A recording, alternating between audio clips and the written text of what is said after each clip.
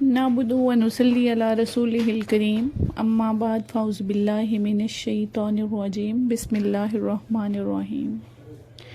ابتدا ہے رب ذوالجلال کے بابرکت نام سے جو دلوں کے بید خوب جانتا ہے۔ السلام علیکم ورحمۃ اللہ وبرکاتہ۔ نبی کریم صلی اللہ علیہ وسلم کی امت کے لیے سفارش کے حوالے سے ایک حدیث نظروں کے سامنے سے گزری، جسے مسند احمد نے روایت کیا۔ سیدنا ابو ذر غفاری سے روایت ہے، وہ فرماتے ہیں کہ ایک مرتبہ رات کے وقت رسول اللہ صلی اللہ علیہ وسلم نے نماز شروع کی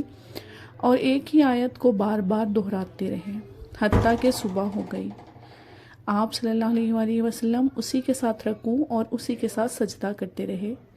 اے اللہ، اگر تو انہیں عذاب میں مبتلا کر دے تو یہ تیرے بندے ہیں، اور اگر تو انہیں معاف کر دے تو بڑا زبردست حکمت والا ہے۔ جب صبح ہوئی تو میں نے عرض کیا، اے اللہ کے رسول صلی اللہ علیہ وسلم، آپ صبح تک کی آیت کے ساتھ رکوع و سجود کرتے رہے۔ آپ صلی اللہ علیہ وسلم نے فرمایا،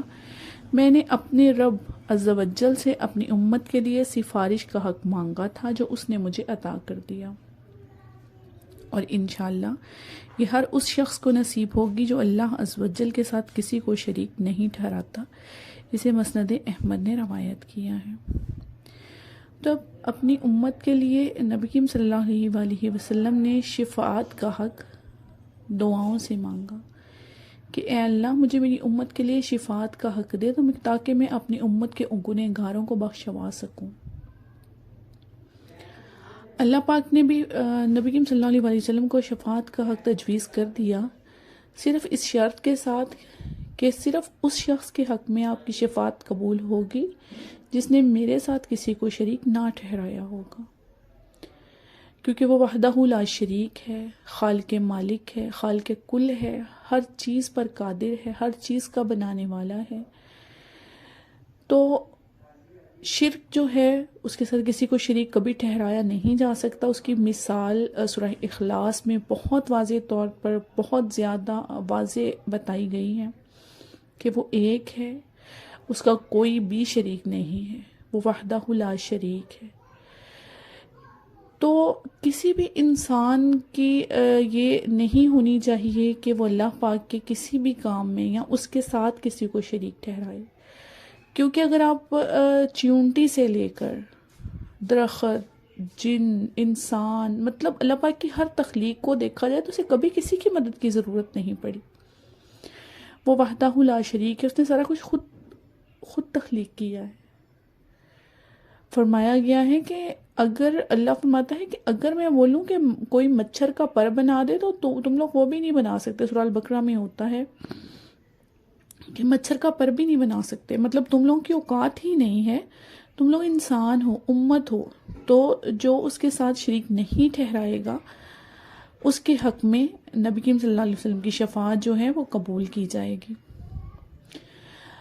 کہا جاتا ہے قیامت کے روز جب سب کو یا ربی نفسی یا ربی نفسی اپنے اپنے نفس کی پڑی ہوئی ہوگی، کسی کو کسی رشتے کا کوئی لحاظ نہیں ہوگا، ایون کہ ماں کے پیار کی بہت مثالیں دی جاتی ہیں، ماں تک کو اپنی پڑی ہوئی ہوگی اور اپنی اولاد کا احساس نہیں ہوگا، اس سے بڑھ کے اور رشتہ کیا ہوگا۔ تب بھی ہمارے نبی جو ہیں صرف ایک وہ فرد واحد ہیں جو خاتم النبیین ہیں،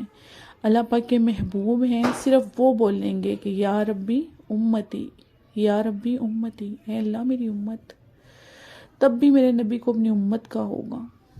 تو اگر ہماری موت اس حال میں ہوئی کہ ہم نے اپنی زندگی میں کسی کو شریک نہ ٹھہرایا ہوا تو انشاءاللہ ہمیں اپنے نبی کی جو شفاعت ہے وہ ضرور انشاءاللہ ملے گی انشاءاللہ۔ اللہ پاک جو ہیں وہ قرآن پاک میں شرک کے بارے میں بھی فرماتے ہیں کہ ان الشرک لظلم عظیم، شرک جو ہے وہ ظلم عظیم ہے،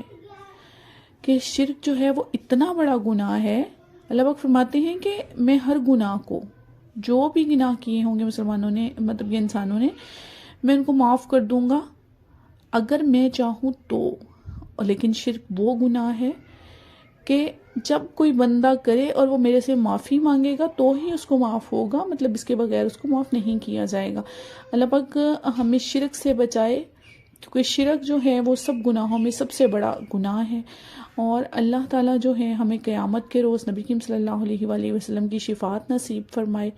اسی لیے تو ہر اذان کے بعد جو دعا سکھائی گئی ہے اللہم رب ہذی، اس میں بھی بہت واضح طور پر یہ ہے کہ نبی کریم صلی اللہ علیہ وسلم کی شفاعت مانگی گئی ہے، ان کی سفارش مانگی گئی ہے۔ تو ہمیں فرمایا گیا ہے کہ میری شفاعت جو ہے وہ مانگا کرو، ہر نماز کے بعد یہ دعا پڑھا کرو تاکہ قیامت کے روز میں تم لوگوں کی شفاعت کر سکوں۔ تو اللہ تعالیٰ جو ہیں ہمیں یہ دعا پڑھنے کی، نبی کی کی سفارش اور شفاعت مانگنے کی توفیق عطا فرمائیں، اور ہمیں شرک سے بچائے،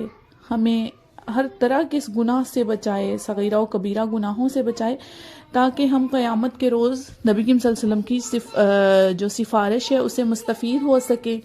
حوض کوثر پر مل سکیں، اور نبی کریم صلی اللہ علیہ وسلم کے ہاتھوں سے جام میں پی سکیں۔ بے شک وہی قادر ہے، وہی مدد کرنے والا ہے۔ وآخر دعوانا ان الحمد للہ رب العالمین۔